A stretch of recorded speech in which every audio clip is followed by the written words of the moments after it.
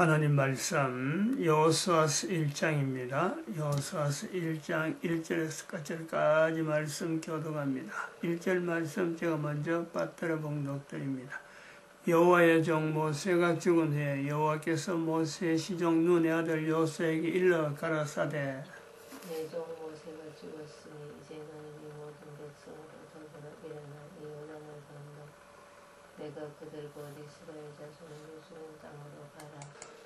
너희가 하나님의 성전인 것과 하나님의 성령이 너희 안에 거하시는 것을 알지 못하느냐.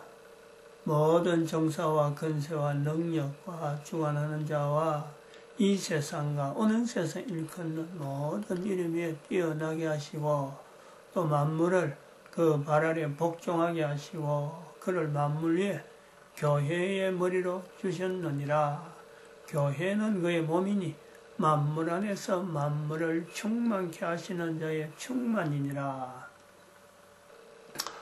평강의 하나님이 친히 너희로 온전히 거룩하게 하시고 또 너희 온 영과 혼과 몸이 우리 주 예수 그리스도 오실 때에 강림하실 때에 흠없게 보존되기를 원하노라.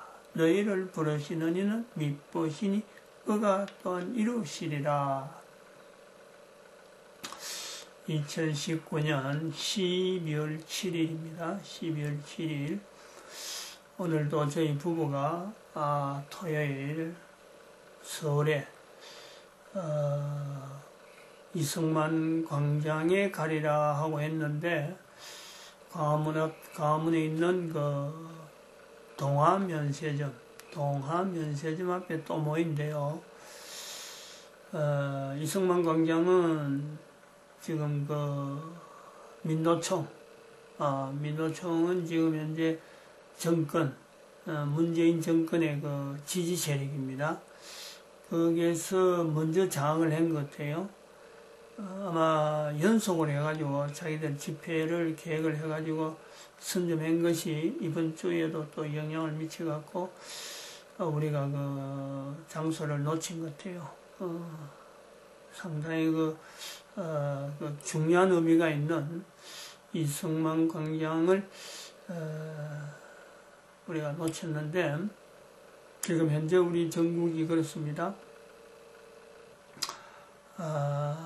문재인 지금 현재 대통령의 자리에 있는데 대한민국의 현재 상황이 여호수아서 1장에 나타난 또한 여호수아서 내용에 있는 그 어떤 이스라엘에게서는 가나안을 정복하는 가나안에 들어가는 가나안 땅을 하나의 땅으로 이제는 자기들이 있어야 될 거주해야 될 어떤 땅으로 들어가는 그 환경. 그래서 전쟁 상황이죠. 전쟁 상황. 우리가 지금 현재 대한민국 전국은 일단 위치가 인류 전체에서 우리가 현재 가지고 있는 위치는 국가 역사 정체성이라고 하는 이 모델 국가로서의 모습을 대한민국이 지금 보이고 있다.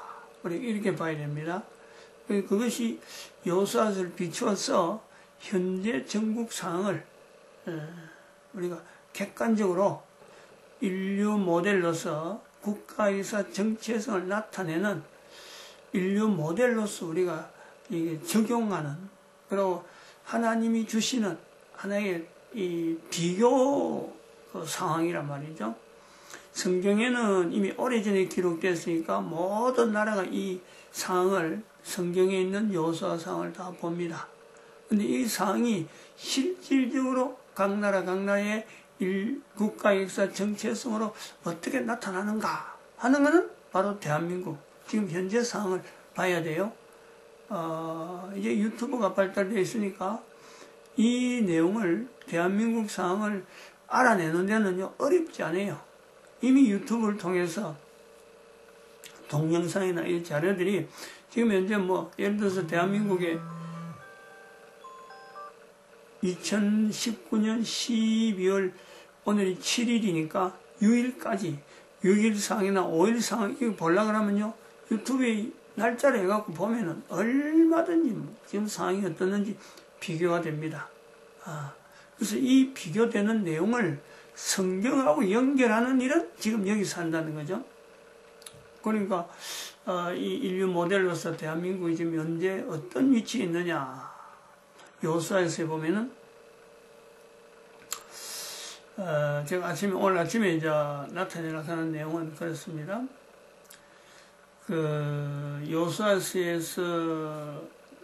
여호수아에서 가나안 땅에 들어가는데 가장 어쩌면 상징적인 내용이 있잖아요. 몇몇 내용이 있죠. 몇몇 내용 땅을 정복하는 과정에 정복이라고 하는 말 자체가 좀 그렇는데 살기 위해서 안간힘을 쓰는 거 아닙니까? 거주지가 있어야 되니까 12지파로 나눠가지고 일단은 요단 동쪽에 요단강 동쪽에 2지파 반 오늘 성경에 나오는 르벤, 갓, 므낫세 반지파 르벤 지파, 갓 지파 그리고 므낫세 지파가 워낙 크니까 그 므낫세 지파에서 반을 잘라서 요단 동편에 먼저 정착하고 나머지 또 므낫세 반지파는 이제 서쪽으로 넘어오는 거죠. 그래서 9지파 반이 참 살려고 발버둥을 치는 겁니다. 빨려고 거주지를 만들려고. 그래 그 내용에서 가장 상징적인 이제 그러한 것이 진행이 여호수아 전체를 통해서 진행이 되도록 가능했던 전투는 아무래도 하나님이 하셨다라고 할 수 있는 여리고 성의 함락이죠. 여리고 성은 이건 뭐 첫 성이지만은 어마어마한 견고한 성. 여기는 그 가나안에 들어가는 길목이고 이거를 뭐 무너뜨리지 못하고는 이걸 또 피해 갈 수도 없는 거고 또 이것을 놔두고는 가나안에 정착이 되지 못하는 피해서 들어갔다 하더라도 이걸 피해서 들어갔더라도 나중에는 결국 여기 여리고 성에 의해서 이스라엘 사람들이 뭐 수년을 아니 수십 년을 지나보며 다 멸망할 수밖에 없어요. 남아 있을 수가 없습니다. 왜냐하면 이 여리고 성은 견고한 성. 어찌 보면 가나안에 있는 유일한 성의 어떤 구조를 가지고 있는 이게 뭐 워낙 그 기반이 탄탄한 거예요. 성을 유지할 정도로 이 지역의 대표적인 그 위치에 있는 여리고성인데 이 여리고성을 이제는 하나님의 방법으로 이걸 뭐 총과 칼로 물론 나중에 이제 뭐 칼로 해갖고 마지막 전투에서 칼을 쓰는 건 있지만은 여기에 뭐 어떤 전략이 있어가지고 성을 무너뜨리고 성을 무너뜨릴 당시에 어떤 도구도 없는 겁니다. 이스라엘에게는 특길이 없는 거예요. 근데 성이 무너지는 거죠. 무너지는. 그래서 이제는 일반 전투처럼 칼로 가지고 가서 사람을 베는 그래서 전쟁에서 승리했다 할 수 있는 흔적을 남기는 것이 바로 여리고성인데 지금 현재 우리 대한민국의 현재 위치에서 그렇습니다. 대한민국이 살기 위해서, 대한민국이 존재하기 위해서, 우리나라 1950년대부터, 1945년부터라 할 수 있고, 1945년부터 나라가 이제 대한민국으로 하나의 걸어가는 걸음으로 지내오는 중에, 지금 문재인한테 뺏긴 거죠. 지금 현재는 우리는 문재인으로부터 주어지는 주변에서 주어지는 그 북한과 연계된 북한으로부터 파견된 북한으로부터 지시를 받는 그 무리들에 의해서 우리나라의 국권이 지금 넘어간 걸 지금 탈환하는 과정이다 이런 겁니다. 요 구조를 여리고성 어떤 함락하고 또 이스라엘에서 가나안에 들어가서 지금 여호수아에서 나타나는 땅을 어찌 보면 탈환하는 이스라엘에도 일종의 여기는 뭐 정복하고 처음 시작하는 거지만 사실은 하나님의 약속으로 보면은 이미 아브라함에게 약속의 땅에 들어가라 하는 거지. 생판 어떤 생소한 곳으로 가라는 건 아니거든요. 이 내용을 우리가 같은 거로 우리 국가 역사 정체성에서 여호수아를 통해서 나타내는 하나의 모델 국가로서 보여준 내용은 빼앗긴 국가에 대해서 국권을 다시 찾는 탈환하는 과정에서 여호수아하고 지금 우리하고 같다. 단지 우리 백성들은 또 여기 여호수아에서 나타나는 이스라엘 민족들은 지금 상황은 그래요. 이스라엘 사람들은 요단 동편에 두 지파 반이 남았다는 것 자체도 그렇고 하나님이 약속의 땅을 얻는다는 자체를 아직까지 인식을 못하는 거죠. 이거에 대해서 한 사람 한 사람이 이걸 고백을 안 하는 겁니다. 못하는 거예요. 그것이 어떤 개념인지 모르니까. 우리는 성경에 남아있으니까 이스라엘 백성들이 탈환한 거다 하고 하지만은 실제로 그 당시 있는 사람들이 이걸 모르는 겁니다. 마찬가지 우리 민족이 지금 문재인한테 우리나라의 정체성을 통해서 주어지는 하나님의 주신 이 땅의 국가의 권리를 지금 북한에 넘어가 있다. 북한에 의해서 지금 조정되고 북한에 의해서 지금 지배받는 그 문재인에게 넘어가 있다. 이걸 인식을 못하는 거죠. 그렇게 기껏해봐야 광화문에 앞에 가는 사람들이 몇몇 사람밖에 안 되는 거란 말이에요.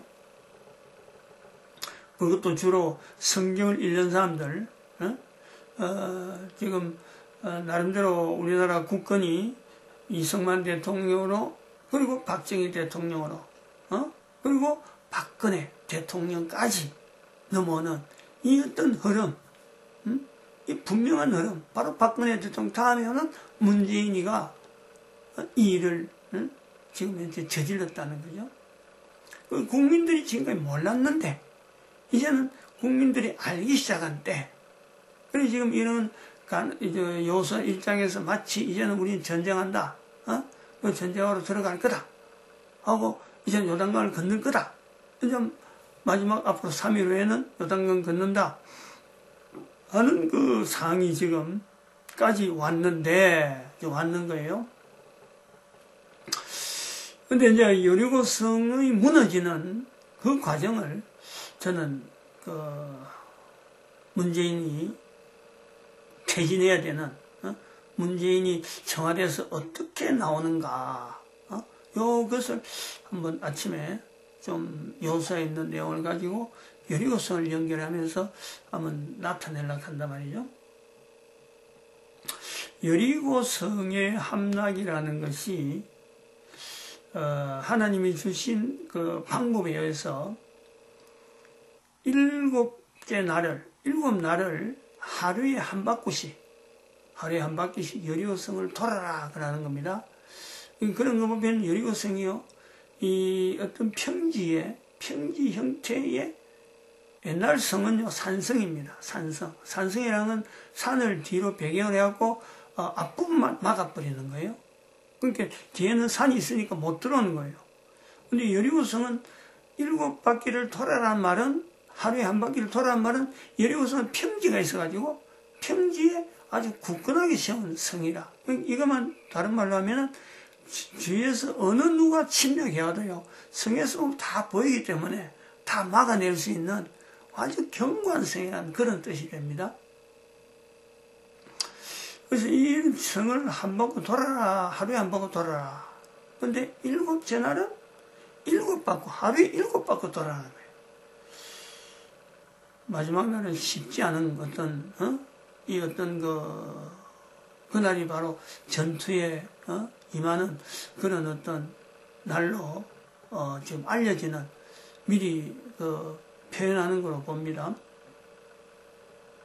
저는 이 7바퀴 돈다. 하루에 한 바퀴 7바퀴, 7째 날을 7바퀴 돈다. 그리고 마지막 7바퀴에는, 마지막 날은 7바퀴 돈다 하는 내용을 저는 그 하루에 한 바퀴라고 하는 이 내용을 어떻게 보느냐면, 10월 3일, 10월 3일, 10월 9일, 10월 25일, 이 날의 모임, 여기서부터 여리고성에 이제는 한 바퀴 도는 날짜로 보겠다는 거죠. 그럼 그 전에 있었던 8월 15일부터 넘어왔던 그 날짜는 어찌 되느냐? 이제는 지금 이제 여리고 요수아 1장에 있는 이제는 우리가 요단강을 건넌다, 전쟁하러 들어간다, 선포하기. 8월 15일 날부터 모였다 가는 거는 요수아서 전투에서는 이제는 여리고서 가나안 땅에 들어가기 위한 전투입니다. 전투. 이제 시작이라는 거 알렸고, 이 시작에서 여리고성을 도는 작전. 그것은 이제 가나안 땅에 일단 요단강을 건너가지고 10월 달에 들어와서 10월 3일부터 실질적으로 전투에 들어간 거예요. 그때 외치는 것은 8월 15일부터요. 10월 3일, 10월 달 들어오기 전에는 사실은 문재인 퇴진 때문에 외치는 것은 없었어요. 문재인 퇴진 외치진 않았다는 거죠. 근데 10월 3일부터 실제로 우리가 피켓을 들고 문재인 퇴진, 조국 하야, 이 내용의 피켓을 그때서 비로소 들었다.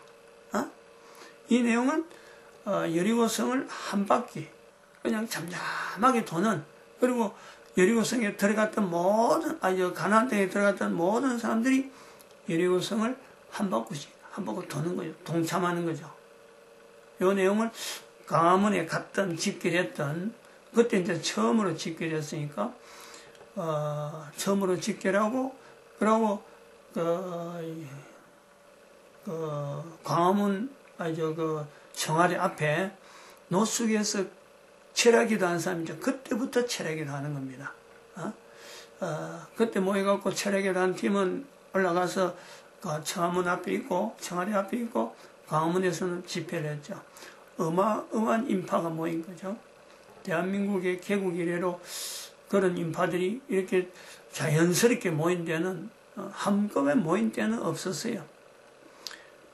부흥회 때 그 1974년도 빌리그레암 목사 왔을 때 부흥회 할 때 그 정도 모였을 것하고 비교할 수 있는 건 그때뿐인데, 이렇게 시위를 하기 위해서 모인 거는요, 그때 그런 많은 집회가 처음이다. 그 이제 여리고성을 한 바퀴 도는 모든 백성들이 점령해야 된다, 이거는 탈환해야 된다 하는 목적을 가지고 모인 모든 백성들을 우리가 표현할 수 있다 이렇게 봅니다. 그래서 이 여리고성이라고 하는 내용, 즉 문재인이가 퇴진에 해서 한 바퀴씩 도는 내용을 제가 계산을 한번 해봤어요. 아침에 계산했어요. 아침에 이 내용을 이야기하려다가 어떻게 해서 7일이 되느냐. 그러면은 10월 달에 3번입니다. 3일, 9일, 25일. 제가 그 10월 달에 있는 모임에 제가 다 갔어요. 그 다음에 11월 달에는 10월 달에 계획은 없었어요. 그때까지마다. 11월 달부터 모이겠다 계획이 없었던 거예요. 근데 3일만 모이고 9일날 모이보니까, 이 모이는 이것이 힘이 있어지고, 그 조국도 나중에는, 결국 나오가니까, 내려오가니까, 이제 10월 25일날 발표를 낸 것이 11월 달부터는 토요일날 모인다. 한 거죠. 사람이 모일지 안 모일지 몰랐어요. 근데 10월 11월 달 돼서 모이니까 토요일날 되니까 사람이 모이는 거예요. 그게 첫 번째 주, 두 번째 주 모이는데 11월이 네 번째 주입니다.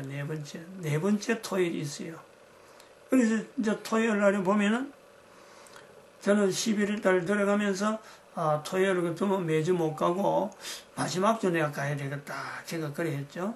그래서 11월 30일 날 참석한 것이 지난주입니다. 지난주. 그러면 11월 30일까지가 10월 달에 3주, 11월 달에 4주, 그래, 지난주까지가 7주가 돼요. 7번이 되는 거예요. 7바퀴 도는 7잔일이 되는 날이 되죠. 10월 30일이 7째 날을 표시한다는 거죠. 응? 하루에 한 바퀴를 그냥 7날을 표시하는 거예요. 그렇게 지금 지난주까지가 7째 날이 했는데 7째 날이라 하는 이 표시, 우리 처가 이제 참석하잖아요. 감동이죠. 하나님의 감동에서 가야 되겠다 해서 처가 참 갈 수 없는 어떤 여러 가지 상황이 있죠. 그 상황 속에서도 가야 되겠다 하고 감동해서 나타난 거죠. 참석한 날이 7째 날이고, 오늘이 바로 7번 도는, 또 7바퀴 도는 하나의 그 토요일이 되는 거죠. 지난주는 7째 날을 표시하는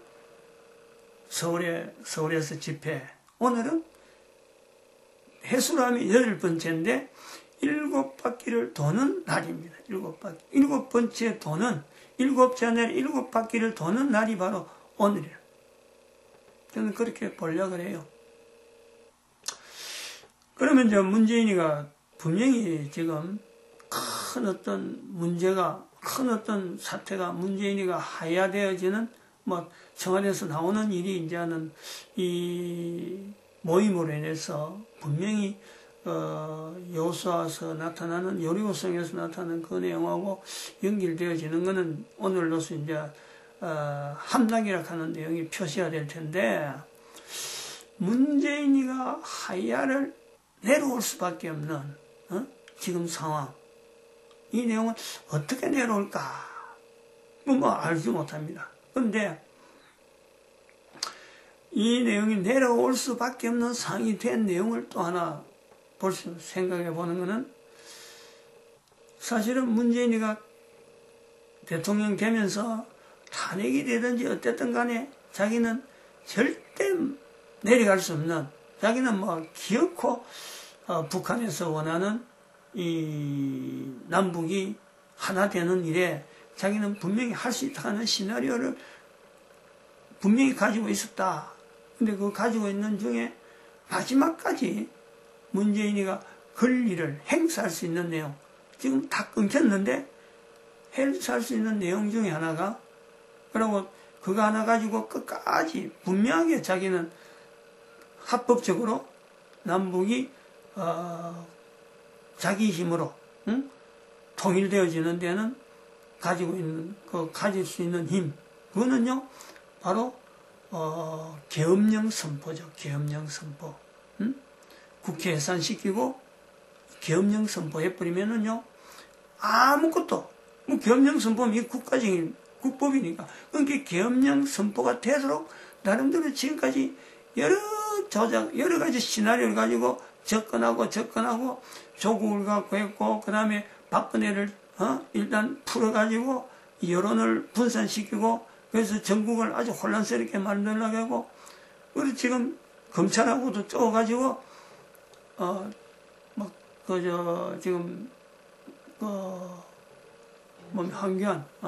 황교안 단식하게 만드는 이런 게 해서, 어쨌든 여당 자체에서 뭔가 문제가 나오면요 자기는 그냥 그걸 빌미하고 계엄령 선포하려고 하던 그 요소를요 가지고 있었던 거예요. 그런데